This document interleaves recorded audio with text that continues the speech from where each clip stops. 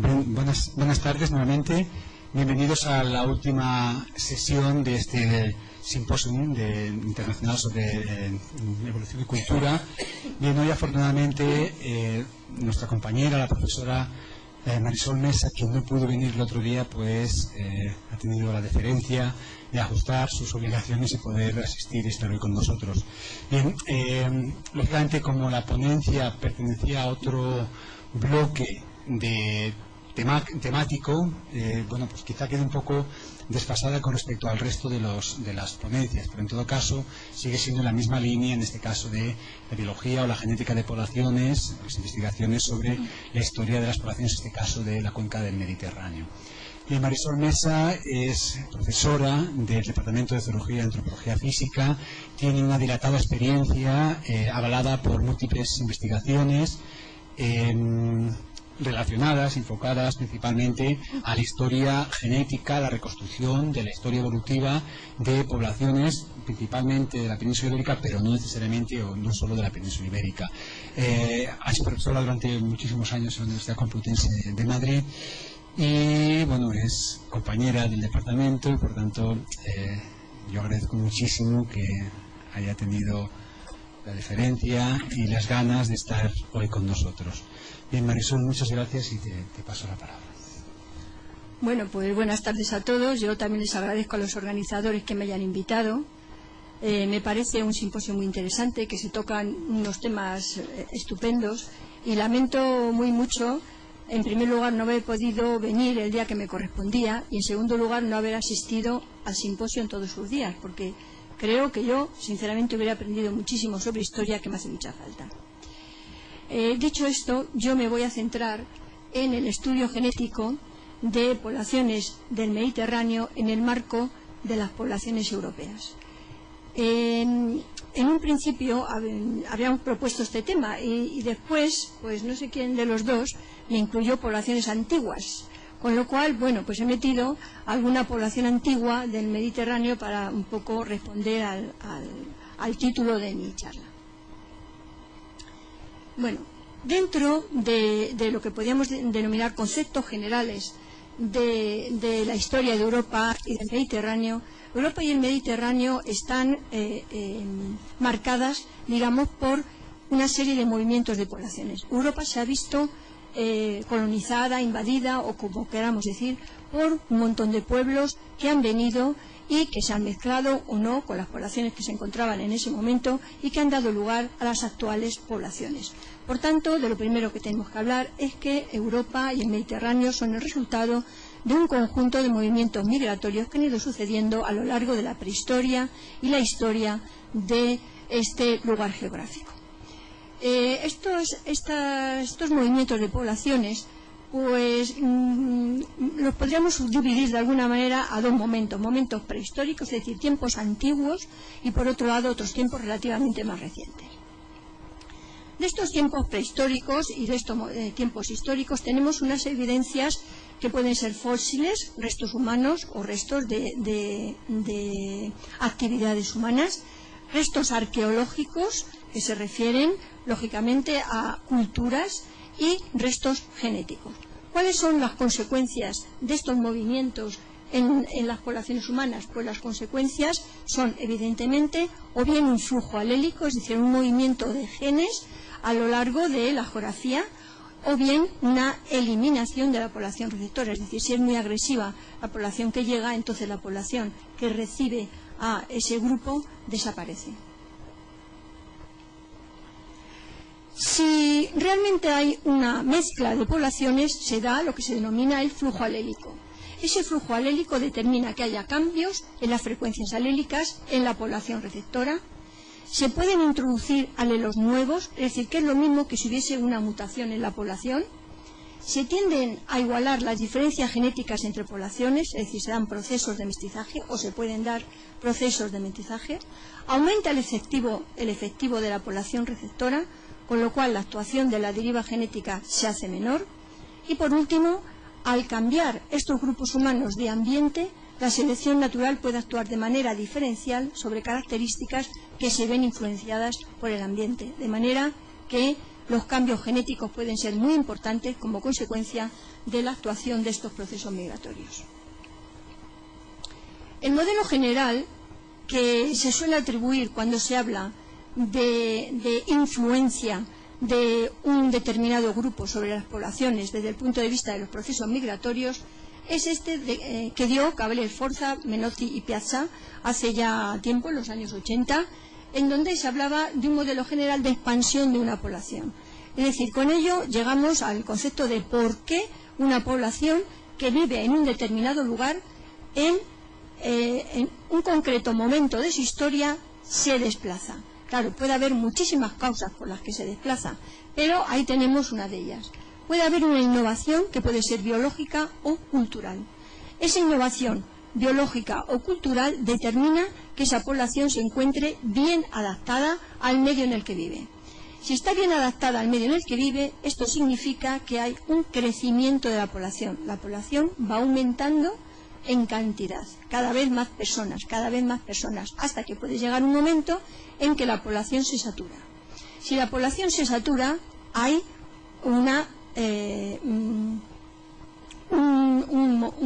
momento en que empiezan a salir esos grupos humanos hacia zonas más despobladas, es decir, hay una expansión hacia las áreas circundantes. Como consecuencia de esa expansión hacia las áreas circundantes hay un flujo alélico. Ese flujo alélico es lo que a nosotros, de alguna manera, nos va a permitir conocer la influencia de los distintos movimientos prehistóricos e históricos sobre las poblaciones que viven en Europa y viven en el Mediterráneo. Es decir, nosotros lo que vamos a buscar es el rastro de ese flujo alélico, tanto en poblaciones actuales como en poblaciones del pasado. Para que haya un rastro genético se tienen que dar dos cosas importantes. En primer lugar, que el número de personas que emigran sea lo suficientemente interesante como para dejar ese rastro al cabo del tiempo. Y en segundo lugar, que tienen que existir diferencias genéticas entre la población cuyo grupo se desplaza y la población receptora, porque si no hay diferencias genéticas no podemos establecer ese flujo alélico. Bien, ¿cuál es el ejemplo que tenemos más claro y más evidente de ese modelo general que les acabo de dar? Pues el ejemplo que tenemos más evidente es la expansión de la agricultura desde el creciente fértil. ¿Esto habéis hablado? No. Bien. La agricultura aparece en diferentes lugares del mundo, no solamente aparece en el Oriente Próximo, sino que aparece en diferentes lugares del mundo. Pero en relación al poblamiento de Europa es importante esa aparición de la agricultura en el creciente fértil, en el área de Anatolia, donde está Irak, Persia, y en esa zona, entre el Tigris y el Éufrates. Ahí aparece la agricultura hace aproximadamente 10-12.000 años. Como consecuencia de la aparición de la agricultura hay una innovación en la obtención de los alimentos. Ya no hay que andar buscando los alimentos, ya no seremos cazadores-recolectores, sino que a lo que nos vamos a ocupar es a sembrar, a recoger y a guardar para cuando se necesite alimentos. Eso es una innovación importantísima y se denomina revolución neolítica, porque esto sucede durante el neolítico. Esta revolución neolítica supone que aparecen las ciudades, supone que la población crece de una manera desmesurada, crece de una manera muy importante que hasta ese momento no había sucedido, y se produce una saturación de la población. Como consecuencia de esa saturación de la población hay una expansión. Hace una expansión hacia todas partes, no solamente hacia Europa, sino también hacia la India. Es decir, que hay una serie de olas migratorias que hacen que estos grupos humanos que fueron capaces de descubrir, entre comillas, la agricultura, fueron expandiendo esa innovación cultural, en primer lugar hacia sus vecinos y después hacia zonas más alejadas. Y siempre ha habido una pregunta que se han hecho los investigadores acerca de si esa expansión de la agricultura desde el creciente fértil fue una expansión endémica o una expansión cultural. ¿Qué significa expansión endémica? Que se desplazaron las personas y esas personas llevaron esa innovación cultural de la agricultura. O, por otro lado, puede haber una expansión cultural, es decir, yo se lo cuento a mi vecino y mi vecino aplica esa innovación, pero yo no me desplazo.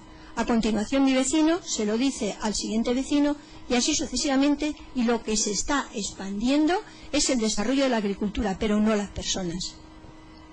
Entonces había mucha controversia, había distintos investigadores que opinaban que la expansión había sido démica y otros pensaban que la expansión era cultural.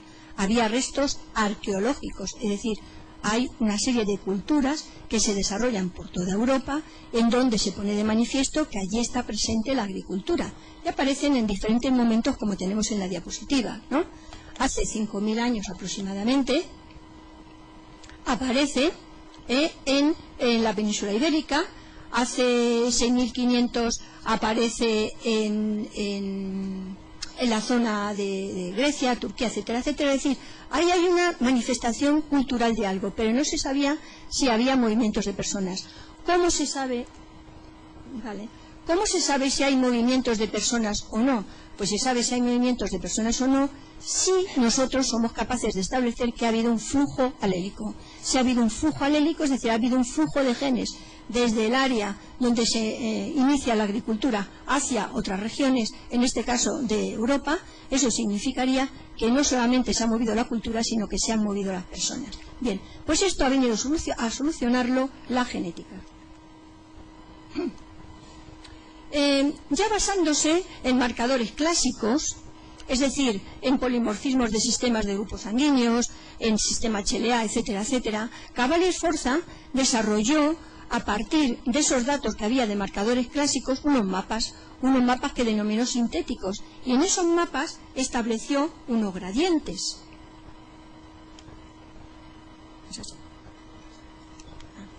Estableció unos gradientes, como ven, que pueden ir o bien de oeste a este, o de este a oeste, o de norte a sur, etcétera, etcétera. Estos mapas, que fueron muy criticados en su momento y siguen siendo criticados por la metodología y por otras serie de circunstancias, pues fueron los primeros que llevaron a los autores a decir que la expansión fue démica y no cultural, porque si se fijan en el primer componente, casi lo hago así mejor, ¿no?